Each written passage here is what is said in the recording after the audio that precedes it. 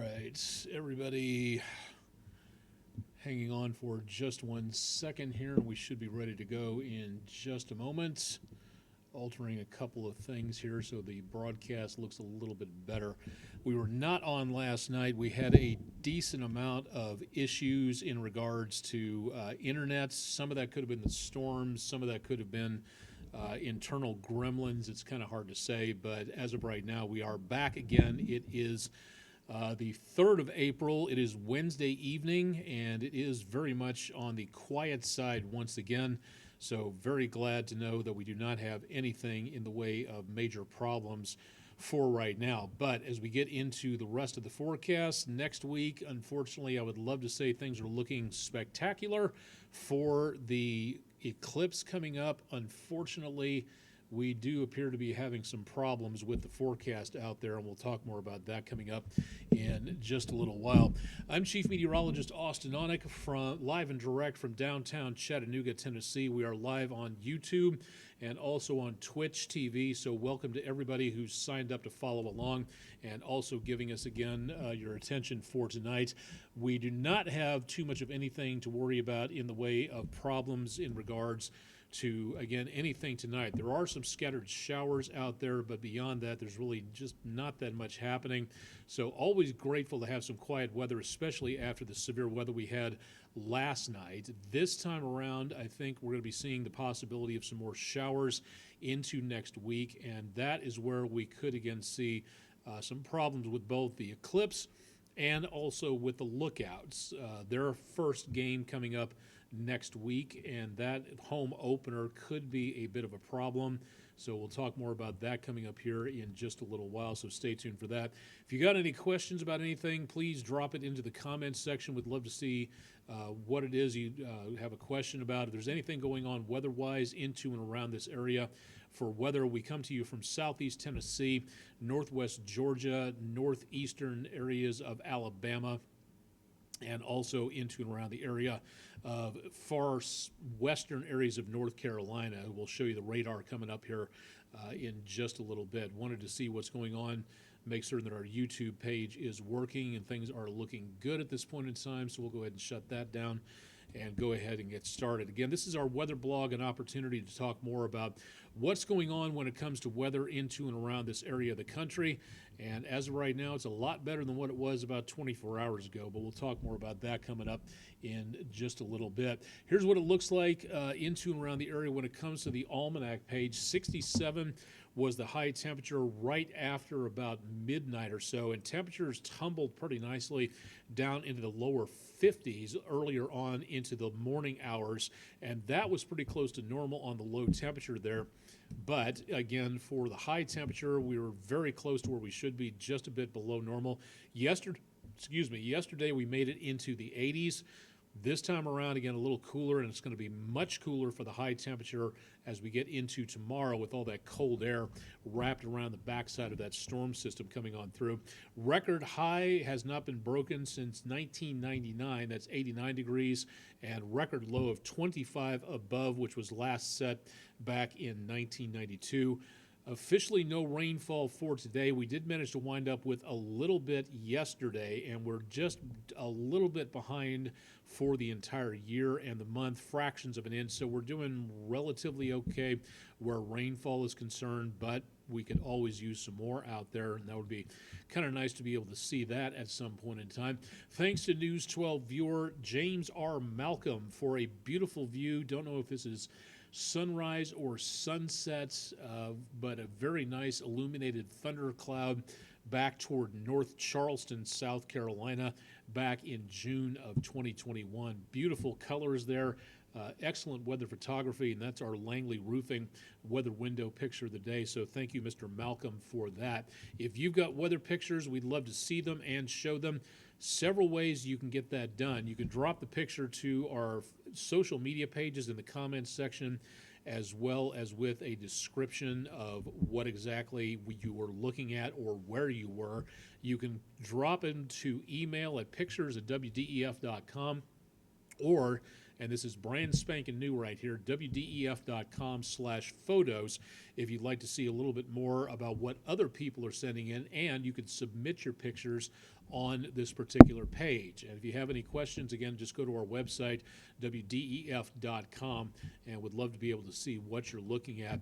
Tomorrow, there will be a slight chance of a shower, mainly late morning, early afternoon, but temperatures tomorrow, combine that with a stiff breeze out of the west, we could be looking at some pretty chilly conditions across the area as we get into Thursday afternoon. So highs will be cooler tomorrow than they were actually today. So that means for any outdoor activities, heading out for a hike, catching a fish, trying out a 9 or 18 hole run, temperatures again tomorrow will be rather on the brisk side. So if you are going to be out and about, that's great. Shouldn't be a problem with anything involving huge amounts of rain and lesser breeze than what we saw today, but we are going to see the potential of some very chilly conditions out there. So bundle up and get ready for some fairly breezy conditions across much of the area. We'll talk more about the forecast on that in just a little bit. Plainview outdoor advertising camera from Lee Point, that's 153 under Highway 64, looking off to the southwest. Once again, we've got clouds out there, and the clouds have been coming and going. We'll show you why coming up here in just a little bit. Downtown, focusing on the east. This should hopefully be a good sunrise picture tomorrow as we go toward Dawn Patrol Thursday. Bailey's Heating and Air Camera looking off toward the east. Again, some clouds illuminated by the sky shine, and a beautiful, if not chilly and breezy evening so far.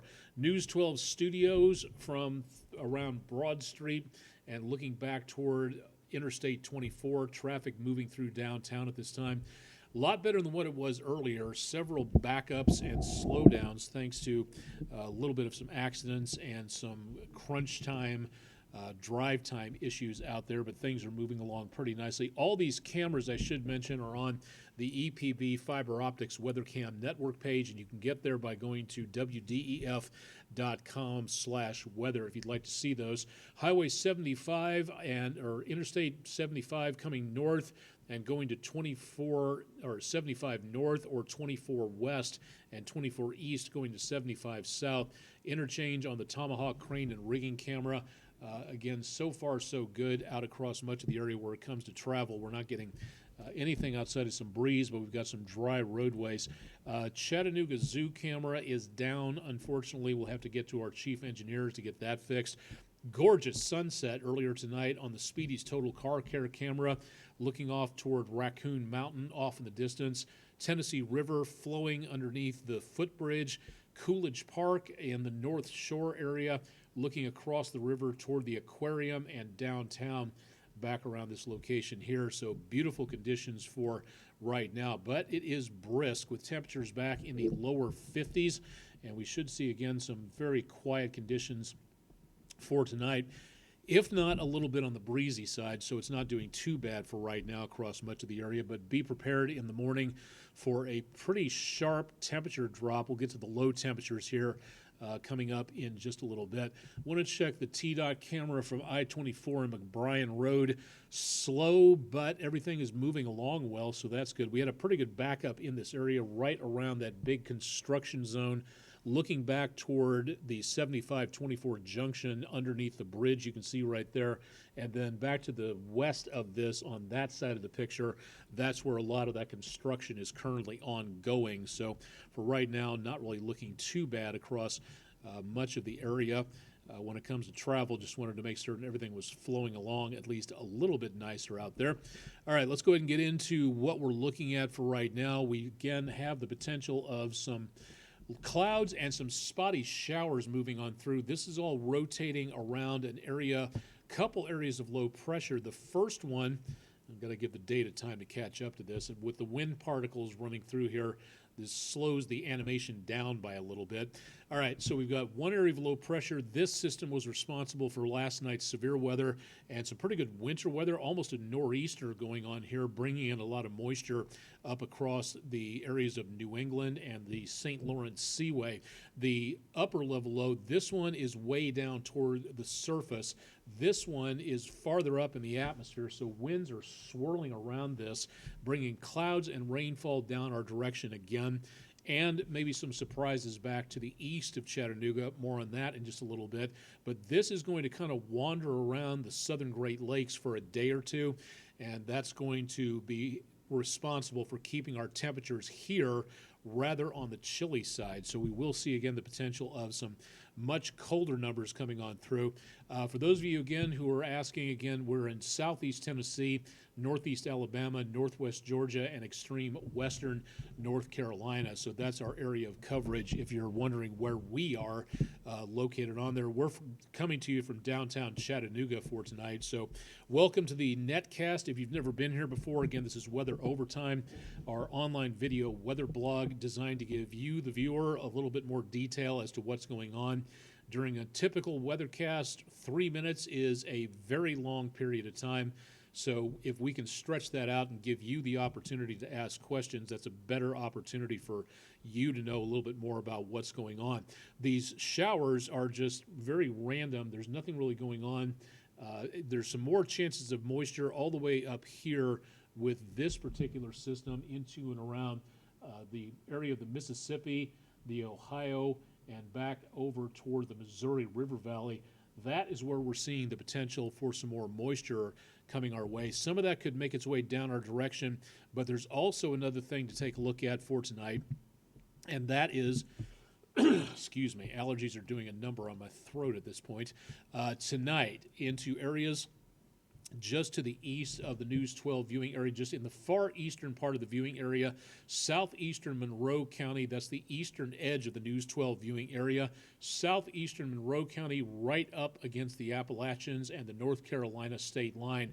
There is a winter weather advisory in effect, and that means that this area, shaded in purple all the way up along the spine of the Appalachians, could be picking up as much as 3 to 5 inches of snow, possibly mixed with sleet late tonight, early and through most of tomorrow, and into Thursday evening, early Friday morning. So if you're planning on traveling anywhere in this area up towards Sevierville, Pigeon Forge, Gatlinburg, south and east of Knoxville, could be some dicey traveling conditions out there. We'll keep our eyes on this, but for now, if you're traveling that way, that could be a bit of an issue for getting through, especially in the less traveled off to the side of the roadway passes. That could be a bit of an issue there. And again, that's in effect until 5 a.m. Eastern time on Friday the 5th. So that, again, could be a bit of a problem there. Let's go ahead and run things in motion to give you an idea as to what we're looking at as we go into around the next couple of days. We do see, again, the potential of some problems coming up. Tomorrow morning, again, there could be some moisture over the higher elevations north and east of us, and temperatures back in the mid to upper 30s.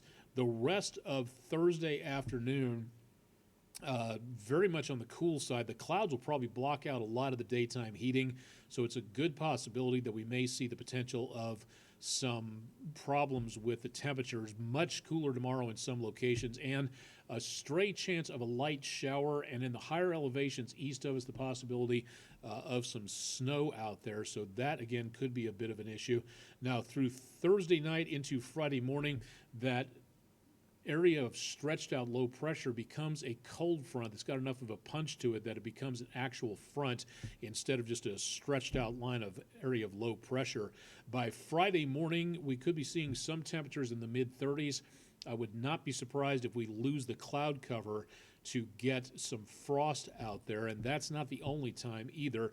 By Friday afternoon, we may get enough sunshine thanks to high pressure to our east, clearing and drying things out a little bit. Back in the mid to upper 50s, a few lower 60s around portions of areas down toward Atlanta and Birmingham. Now, Saturday morning, this is where it gets really chilly. Temperatures, again, very good possibility of seeing some frost across the area. So if you have plants outside that don't do well like that, I've already brought my orange tree in to make certain that it's protected from these types of numbers. So now's the time to start thinking about that yet again.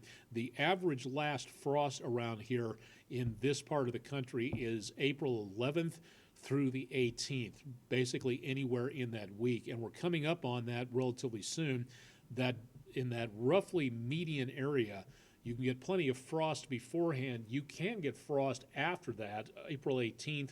If the conditions are right, you can get frost around here all the way into May. So that is a very good possibility. So something to watch out for there to see what may be coming our direction. Now for Saturday afternoon, not really a problem. Looking very nice. Late Saturday afternoon, temperatures in the high 50s to low 60s. We'll get sunshine mixed with a few clouds. And then early Sunday morning, temperatures back in the 30s. Doesn't look too low, not enough for frost, but it will be on the chilly side there. And then as we go into Sunday afternoon, things look pleasant. Temperatures quite nice back into about the lower to mid 50s early on, but I think we should be hitting the 60s easily by Sunday. That's the good news for right now. The weekend clears out and looks pretty good. This is going to be our not so good news, and we'll talk about that coming up here in just a second. Well, let's go ahead and get the bad news out of the way for now, because unfortunately this is the way it's going to look. Putting the forecast into fast forward mode, going through Friday into the weekend and winding up as we go into and around Monday early in the morning. We start to see more chances of moisture head our direction. That dry air that we had not shaping up too well, so to stick around, that would be nice. And at 7 o'clock, Eclipse Day Monday, that green indicates the possibility of maybe some showers, and the gray, of course, is the possibility of cloud cover. So for right now, I wish I had better news. The forecast for 2017 back in Memphis when I was there did call for partly to mostly cloudy skies, and you could see the eclipse between the clouds very easily. This right here, I'm really hoping that that dry air sticks around a day or two, and maybe the storm system will slow down just a little bit. That would be nice, because unfortunately, as we go even farther toward about eclipse time, which around here is about 3 o'clock in the afternoon, that's when totality will be passing us just to the west, and that's when the moon for us will be covering things to its maximum extent. This right here does not look good, because we may see more chances of showers and cloud cover out there. I know there's going to be a ton of pictures out from the internet from places that do not have a lot of cloud cover, so this is a little disappointing to say the least, as being an astronomy nerd. Whether or not this comes to fruition, again, storm systems can speed up, they can slow down. Right now, this is the best optimal forecast for the time being. So for right now, it does not look all that great for the eclipse. Likewise, this moisture might be sticking around as we go into Tuesday, which is the opening day for the local minor league baseball team, the Chattanooga Lookouts. Really not great timing on this, so I would hope that we would be able to get out of this and into some clearer skies. There's still a lot of time. I mean, it is Wednesday night, and we're talking about next Monday. That's quite a few days to where the forecast can change. So here's hoping that we get some better news in here. Chances of that right now, it's possible, likely. That's a little bit on the iffy side. So again, we'll keep our eyes on it. So keep it tuned to News 12, and we'll keep you advised as to what's going on. Looking out toward Island Cove Marina and Resort, Lake Chickamauga along the Tennessee River. A lot of clouds, a lot of sky shine out there. And the way it looks for right now over the next several days will be breezy as we get into the forecast for tomorrow, with a chance of some showers in the afternoon, but really not much more than that. And then Friday, sunny skies, a little warmer, back in the 60s by Saturday, some patchy frost early Saturday morning, back in the 70s on Sunday, and then some very mild temperatures coming on through. Chances of rain start late Sunday night, excuse me, go into around Monday, stick around through Eclipse Day, and then also linger for Tuesday for the home opener of the Lookouts in downtown Chattanooga. And then after that, we see again the potential for more rain showers coming up as we go into Wednesday or so. So that is going to be the potential of seeing some more chances of rain around. So we might be in for several days of showers, because it looks like in the extended forecast, unless the latest computer models have said anything, it looks like Thursday of next week is going to keep up with the potential of more rain. And then finally, perfect timing, clearing out about Friday. That is where we see the potential of some more sunshine. So sometimes you win, sometimes you lose, sometimes you might get rained out. We'll see what goes on. Hopefully, again, the Lookouts can get the game in on Tuesday, and hopefully we won't be totally socked in by clouds coming up as we go into around the area of Eclipse Day coming up on Monday. We do not wish, if we could change the weather, that would be great, but unfortunately we're not up to that quite level of technology and or magic at this time. If you're watching us on Twitch or on YouTube, again, bottom of your screen, wdef.com/weather. That is our website if you would like to take a look and see what's going on. Keep it tuned to our website for more details, and we'll keep you advised as to what may be happening. All right, so for tonight, again, taking a look at what's going on in and around the area. This is something we feature every weeknight, and we are pleased to be able to bring this to you on behalf of our sponsor, friendinroofing.com. This is our weather/science poll. So if you'd like to tune in, every single day we offer a new question, except for the weekends, and we're working on that. So again, places of the question for today, and we vary back and forth between science, ecology, weather, meteorology, exometeorology, weather on other planets, things like that. So this is a really neat opportunity to learn something every single day. Places around the world that contain or take in carbon dioxide instead of emitting it. The very important difference between the two of them, because these set up around the world can help to reduce our carbon dioxide, and therefore being a greenhouse gas can help reduce our temperature increase thanks to the man-made increase of the greenhouse effect from fossil fuels. So what is it called? A carbon trap, a carbon dump, a carbon sink, or a carbon lock? 42% of you voted for carbon sink, and that is the correct answer. 8% voted for carbon dump, 16% for carbon trap, and coming in second place, carbon lock at 34%. Unique names to be certain, but not the correct answer. If you'd like to follow along, get to the QR code on the screen, use your camera on your smart tablet, phone, or otherwise to get to where you need to go to, or head to our website, wdef.com/vote now, and we'd love to have you along for the ride on that. So thanks to friendinroofing.com for being our sponsor for this. What else do we have to talk about? Let me see here. Oh, yes. For right now, this is both a specific, special, and a very tragic day when it comes to weather history. And I was only about, 6 years old when this happened, so this is something that I don't particularly remember, but I do know that a lot of people went through this, and this is something to take a look at because the National Weather Service in Morristown has done another spectacular job using StoryMap. They did a presentation like this because earlier this year it was the 30th anniversary of the Superstorm Sandy that rolled its way up the East Coast states and led to what was being called the perfect storm with the snow and the wind and the severe weather and everything else that happened.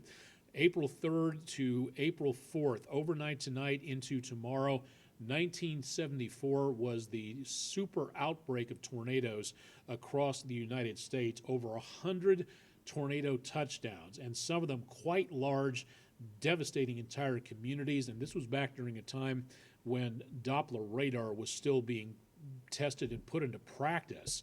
So this is a long time before we saw anything in the way of the radar abilities that we have nowadays. And the National Weather Service in Morristown, because they were part of it down in this area, National Weather Service Morristown covers eastern and southeastern Tennessee in the News 12 viewing area.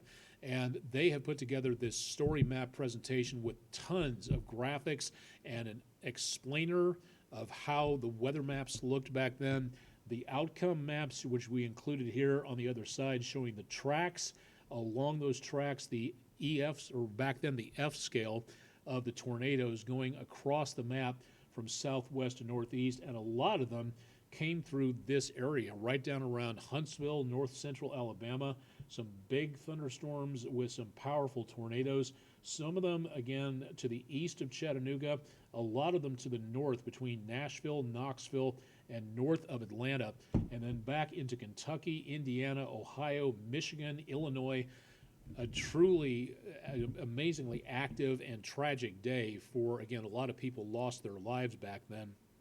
And this would technically count as one of the worst severe weather days in American history. Maybe not quite at a level of the 1900 Galveston storm in September of 1900, but way up there as one of the most deadly active weather days in United States history. So this is really neat to be able to take a look at that. So if you'd like to know more about this, head to the website of the National Weather Service in Morristown. Weather.gov will take you to the National Weather Service website. Click on the area of East Tennessee on the map, and that'll take you again, or just use the code MRX. That's the three-letter code for the National Weather Service website for Morristown. Again, that's Mike Romeo X-ray. So go ahead and head there for more information. And thanks to the National Weather Service for doing an excellent job of putting this whole thing together. Really neat to be able to see this.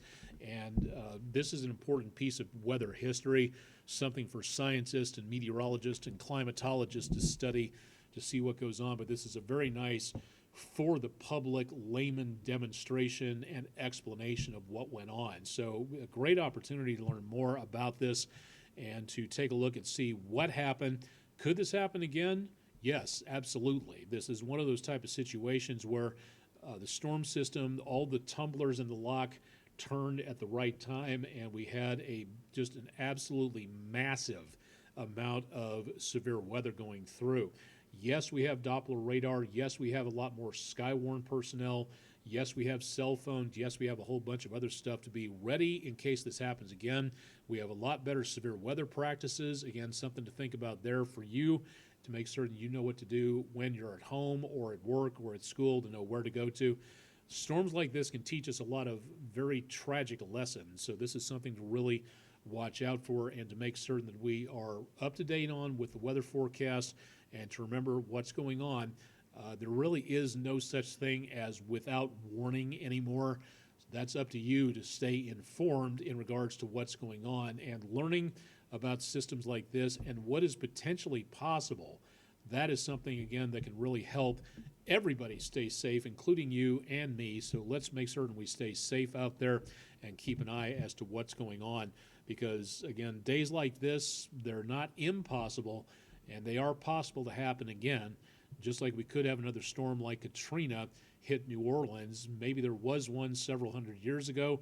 Maybe there will be one next year. It just all depends on how those elements of weather in the atmosphere really come together out there. So that's really something to think about, and we'll help you stay up to date here on News 12 to keep you advised as to what's happening. On that note, again, you may want to think about having your wireless emergency alerts on your phone taken care of. Find out more about how and why it's so important, especially in an area that does not have tornado sirens. We have sirens, but the only time they sound around here is if something has gone catastrophically wrong at the Sequoia nuclear plant up the river from here, and everybody has to evacuate. They're not used for tornado sirens, which is why it is more important than ever to have wireless emergency alerts on your phone active and ready to go, especially during times of severe weather. And again, also there's a ton of other stuff to talk about for severe weather purposes, but we're already closing in on half an hour here, so we don't want to bore too many people to sleep on Wednesday evening. If you'd like to have us in your classroom, we'd love to be able to appear and talk about weather. to your classroom, go ahead and send us a request at our website for the Food City sponsored Weather in the Classroom program. That's your opportunity as a teacher or administrator to have us in the classroom to give a talk to your kids to supplement your science lessons and to give you an idea as to what goes on when it comes to weather. Please let us know how many students we're talking to, a good possible run of days and times, because our schedules have to dovetail with yours and our work here at the station. Which one of my colleagues or myself you would like to have appear, what grade level we will be talking to. It really helps to know that ahead of time, because a pre-kindergarten weather talk will be much shorter and, again, for attention span purposes, a lot different on the subject matter than we would if we were talking to an adult church group, a high school science club, or a middle school science lesson. So please let us know in ahead of as much time in advance as possible. We're coming up on the end of the school year. We're not too far away from the end of the semester. Testing time is around the corner, so it's going to be time to think about summer camps and church camps and things like that. If you'd like us to come talk weather safety at any of those, we can do that, but you have to let us know. We don't just show up someplace and say, hey, we're here to talk about weather. So give us a shout. Again, wdef.com/weather on the Food City Weather in the Classroom program. And thanks to Food City for being our sponsor on that. And, of course, you can find out all about everything going on at my social media pages, minus Facebook, who apparently doesn't want me back as a customer. I've been X'd out of Facebook, unfortunately, because somebody in New Orleans tried to hack my account, and I'm locked out because Facebook won't accept my forms, plural, of ID. But you can still find me on many other locations out there. So we try to post as much as possible to other websites in case some of these aren't to your liking. Still haven't quite got the hang of TikTok yet. Maybe I'll get on there one of these days, but haven't really thought about it. And Snapchat, Nina Harrelson, if you're watching, I tried. I gave it a shot. I'm not good at it. Would need your help to get things set back up again. So that would be nice, but I don't see that happening, unfortunately, anytime soon. So not really seeing a lot of good news on that. All right, we've been on the net here now for just over 30 minutes. We're going to go ahead and take it back to regular programming, and we'll remind you again to tune in tonight on News 12 at 11. And to find out more about our website, again, go to wdef.com/weather. And, of course, you can always find out more with Chip Chapman's forecast coming up bright and early tomorrow morning, starting at 5 a.m. on the Thursday morning show. So you can definitely start and find out more details as to what's coming up there. And, of course, we'll keep you updated online as often as possible. And, of course, all at our website, available at wdef.com/weather for more details there. And we'll be back tomorrow night with another edition of Weather Overtime, your exclusive online video weather blog from the Chattanooga area. So thanks a lot for tuning in, asking questions, and joining up on Twitch and YouTube. And maybe one of these days we'll be back on Facebook. Kind of hard to tell right now. I'm Chief Meteorologist Austen Onek, live and direct from downtown Chattanooga, Tennessee, Eastern USA, North America, planet Earth, third rock from the sun, solar system, Sagittarius arm of the Milky Way galaxy. Thanks for joining us for tonight, and we'll see you back here again on Thursday.